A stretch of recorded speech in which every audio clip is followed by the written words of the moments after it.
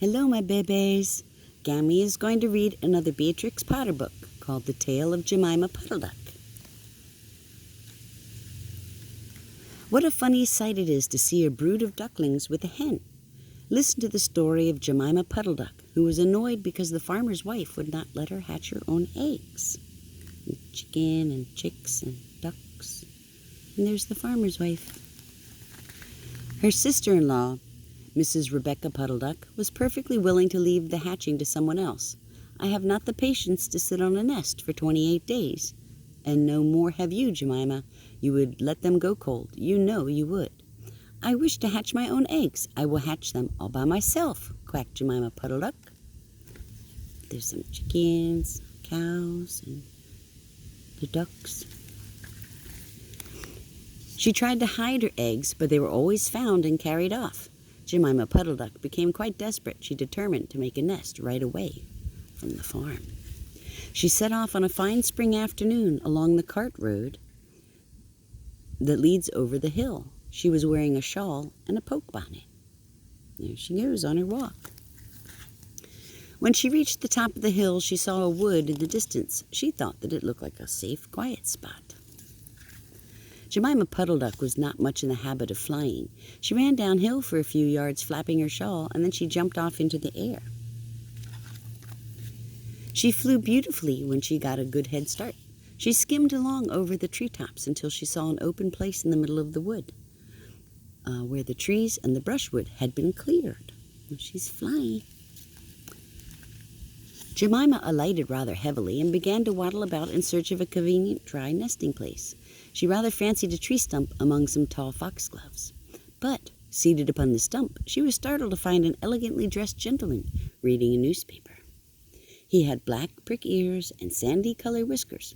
"Quack," said Jemima Puddle Duck with her head and her bonnet on one side. "Quack." She's wondering, who's that person sitting over there reading a newspaper with little ears? And here are the beautiful foxglove flowers. Those foxgloves can be turned into medicine. The gentleman raised his eyes above his newspaper and looked curious at Jemima. "Madam, have you lost your way?" he said. He had a long bushy tail, which he was sitting upon, as the stump was somewhat damp. Jemima thought him mighty civil and handsome. She explained that she had not lost her way, but that she was trying to find a convenient dry nesting place. "Who do you think is behind that paper with the tail he's sitting on and his ears? Who do you think that is?" "Ah, is that so indeed?" said the gentleman with sandy whiskers, looking curiously at Jemima. He folded up the newspaper and put it in his coat-tail pocket. Jemima complained of the superfluous hen. "Indeed, how interesting. I wish I could meet with that fowl. I would teach it to mind its own business." Do you know what this is yet? This person with the ears and the whiskers and the long bushy tail with the white tip. And there she is talking to him. "But as to a nest, there is no difficulty. I have a sack full of feathers in my woodshed. No, my dear madam, you will be in here in no one's way. You may sit there as long as you like," and said the bushy long-tailed gentleman. He led the way to a very retired, dismal-looking house amongst the foxgloves. It was built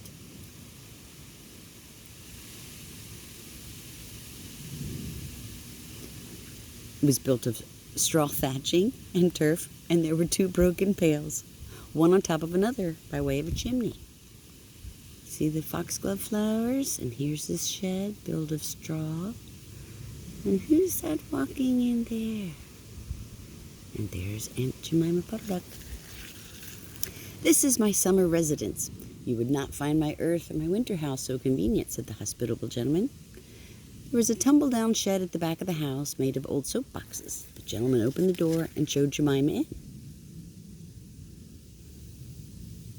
"I think he looks like a fox, and he's putting the duck into his room." The shed was almost quite full of feathers. It was almost suffocating, but it was comfortable and very soft. Jemima Puddle Duck was rather surprised to find such a vast quantity of feathers. It was very comfortable, and she made a nest without any trouble at all. Not all those feathers in that animal's shed. When she came out, the sandy-whiskered gentleman was sitting on a log reading the newspaper.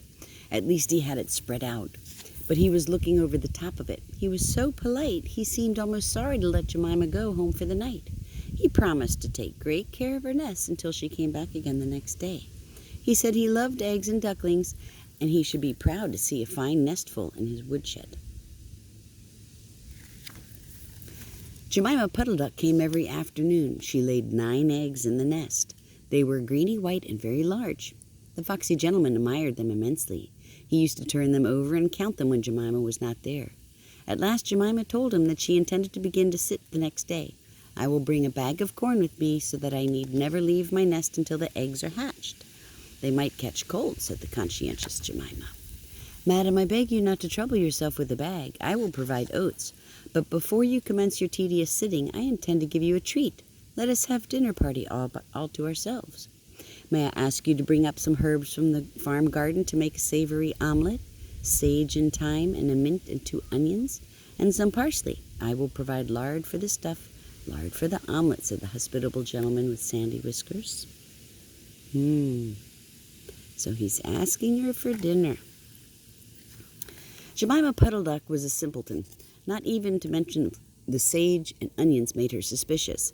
She went round the farm garden, nibbling off snippets of all the different sorts of herbs that are used for stuffing roast duck. And she waddled into the kitchen and got 2 onions out of a basket. The collie dog, Kep, met her coming out. "What are you doing with those onions? Where do you go every afternoon by yourself, Jemima Puddle Duck?" Jemima was rather in awe of the collie. She told him the whole story. The collie listened with his wise head to one side. He grinned when she described the polite gentleman with sandy whiskers. He asked several questions about the wood and about the exact position of the house and shed. When he went out and trotted down the village, he went to look for 2 foxhound puppies who were out at walk with the butcher. See the 2 foxhounds? Here's the collie. Here's a wagon with the pony at the butcher's. Jemima Puddle Duck went up the cart road for the last time on a sunny afternoon. She was rather burdened with bunches of herbs and 2 onions in a bag. She flew over the wood and alighted opposite the house of the bushy, long-tailed gentleman. He was sitting on a log. He sniffed the air and kept glancing uneasily around the wood. When Jemima alighted, he quite jumped. "Come into the house as soon as you have looked at your eggs. Give me the herbs for the omelet, and be sharp." He was rather abrupt. Jemima Puddle Duck had never heard him speak like that. She felt surprised and uncomfortable. While she was inside, she heard pattering feet around the back of the shed. Someone with a black nose sniffed at the bottom of the door and then locked it. Jemima became much alarmed. "See who's out there?" The nice collie Kep and his 2 foxhound friends. A moment afterwards, there were most awful noises, barking, baying, growls and howls, squealing and groans, and nothing more was ever seen of that foxy, whiskered gentleman. Presently, Kep opened the door of the shed and let out Jemima Puddle Duck. Unfortunately, the puppies rushed in and gobbled up all the eggs before he could stop them. He had a bite on his ear, and both the puppies were limping. So they had a fight with that other fox gentleman. Jemima Puddle Duck was escorted home in tears on account of those eggs.